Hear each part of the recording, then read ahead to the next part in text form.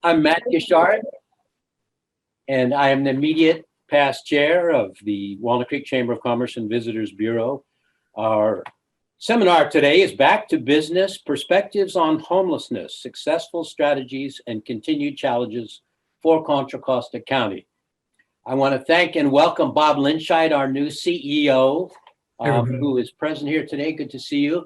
Certainly Ron Hermanson, Pam Kessler, and the team for our Back to Business, and Iman, who is on the chamber board and certainly assisted in this putting together this seminar. And now I'm going to introduce the members of our panel. We're going to have kind of a fireside chat discussion here today, jumping around to various people. As I mentioned, Iman Novin, a president of Novin Development and a chamber board member.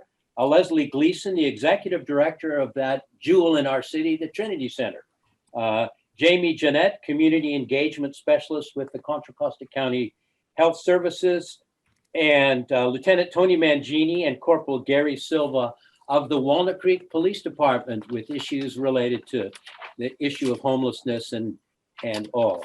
I do want to say it's a huge national issue, it's a huge statewide issue, and certainly this homelessness is a huge regional issue. And I think of Walnut Creek as a regional issue, not just our little city, but we will talk about certainly the impacts in the city. We're going to talk today about what it is. We're going to try to define a little bit of the homelessness issue and what it isn't. What is being done? What are the plans for the future? What can be done? And do we need to rethink our approach? Let's talk about all of that. And obviously what concerns our community, because we hear from businesses and people about the issue in Walnut Creek. So let's start with some numbers, and perhaps they're a little bit ill-defined, but Jaime, why don't you give us a little overview from the county perspective, the county health, of the homelessness issue in Contra Costa County? You're on mute. Jaime, you're on mute. We can't hear you. Oh.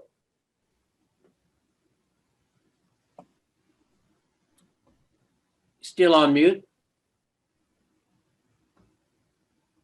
Jaime, you're on mute. She knows. There we go. How about now? There we go. Okay. Sorry. Thanks. This is my Monday morning. It's the classic for everyone. Of course. Hi, everyone. I'm Jaime Jenett. I'm with Health, Housing, and Homeless Services for the county, which is essentially the county homeless program. And I actually have a quick slide deck just to help. I sometimes find that visuals help. So let's see if this is going to work. And let me get all the way to the beginning. Hold on one second. It's thinking. Okay, great. So I wanted to just provide, okay, so I know that this slide has a ton of information, but it's sort of a snapshot of what our homeless system of care looks like in terms of numbers and a little bit about demographics. So we put out an annual report with 2019 data. And so what we can see is in 2019, we had almost 10,000 people that accessed homeless services over the whole year. And you can see a little bit in the middle, that sort of middle bracket is tells you a little bit more about people that are literally homeless. Our system serves people that are literally homeless, meaning they don't have a habitable place to live, or people that are at imminent risk. So if you're sort of within 2 weeks of losing your housing. You can see that about 10% of the households were families with children. And then you can see in terms of the racial and ethnic breakdown, about 41% of our system of care are folks that are Black or African American, and that's 4 times greater than the county population. And that is really reflective of sort of bigger systemic issues. You can also see we have about 17% that are Hispanic or Latinx. And you can see in 2019, we housed about 3,000 people, and there's a bunch of different types of housing. I'll talk a little bit about a few of those in a minute. And then you can just see, the average length of time that people stayed homeless in our community was 546 days. About 17% returned to homelessness, and about 61% of people that exited actually increased their income. The biggest thing I think that to point out on this is that bottom right-hand corner. So what you see is that inflow, the number of people entering our system, is higher than the outflow. So that means that our number of folks that are homeless is always going to be increasing until we can figure out how to decrease the inflow and increase the outflow.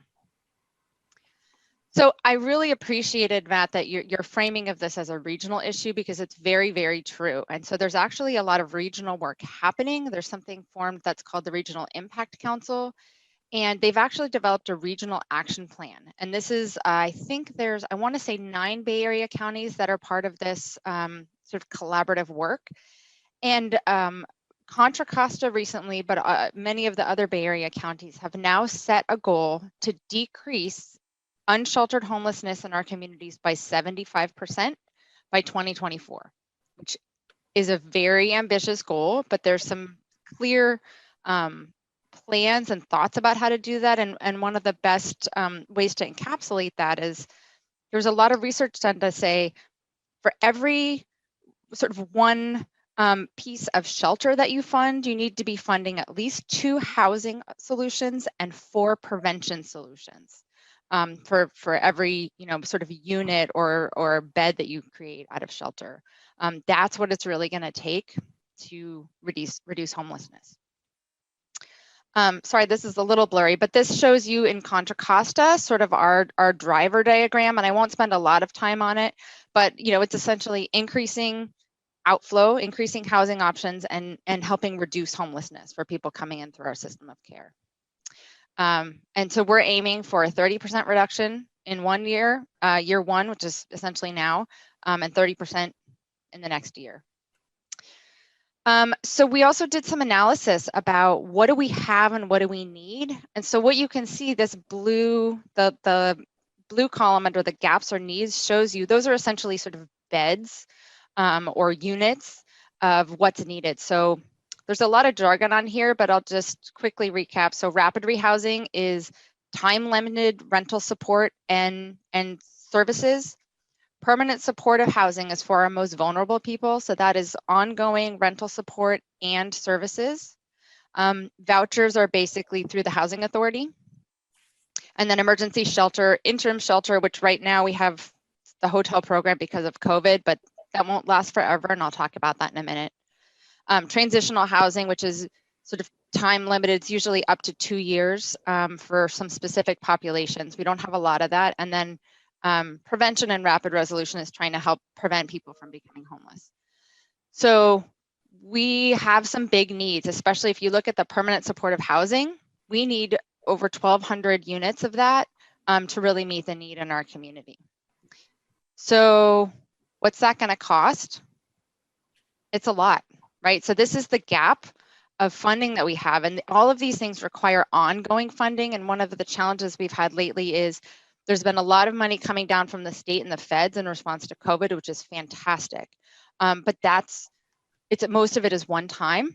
And so to support these ongoing programs, you need to have an ongoing funding source. So you can see there's about a gap of somewhere between $70 to $95 million a year if we want to meet this need. So I'll just touch really quickly on COVID. So folks have lots of questions about vaccination. So we are doing vaccinations for people experiencing homelessness. Johnson & Johnson is available, or folks can use Pfizer or Moderna if they want to. Johnson & Johnson is what's being distributed through Healthcare for the Homeless, where they're physically going out to people. But if folks are interested and have the means, then they can come into some of the other vaccination programs. Just to show you a quick snapshot for the county, this data was pulled on the 5th. So almost 12,000 people experiencing homelessness have been tested for COVID. We've had about a little under 1,400 positives, which is fantastic. We've done a really great job in our community helping people be separated from each other so that they're not getting it. And then almost 5,300 folks experiencing homelessness are vaccinated. So hotel program, I know this is a question that's come up for a lot of folks. So, when the pandemic first started, we had to quickly move everybody out of shelters into hotels. We have 4 hotels. 2 of those hotels will be sunsetting on the 30th. And we are in the process, the Concord shelter is the closest shelter to Walnut Creek. That shelter is in the process of reopening. It will have slightly diminished capacity, but it will be able to take couples, which is something our shelter system hasn't been able to do previously. The other piece is there's a ton of resource, both money and staffing going into these hotel programs to get people housed. Ideally, we won't be transferring anybody from the hotels that are closing back into the shelter. We're trying to get everybody housed that wants to get housed. But if they are still unhoused or not interested in housing, they will be able to come back into the shelter. And I just wanted to do a quick plug about how to connect to homeless services. So if you or anybody you know in the community is looking for services, you can call 211. You literally just dial 211. You can go to a care center. Oops, sorry, there's a typo. It's Walnut Creek, obviously. So Trinity Center you're going to hear from, and then we have another care center in Richmond. And then you can call our core outreach teams by using 211, and also your police department works very closely with core. So just want to make a plug for that. And that's my contact information. I know that was kind of formal, but there's a lot of information I wanted to get out. So that's my plug, and I'm happy to answer questions now or as we go along.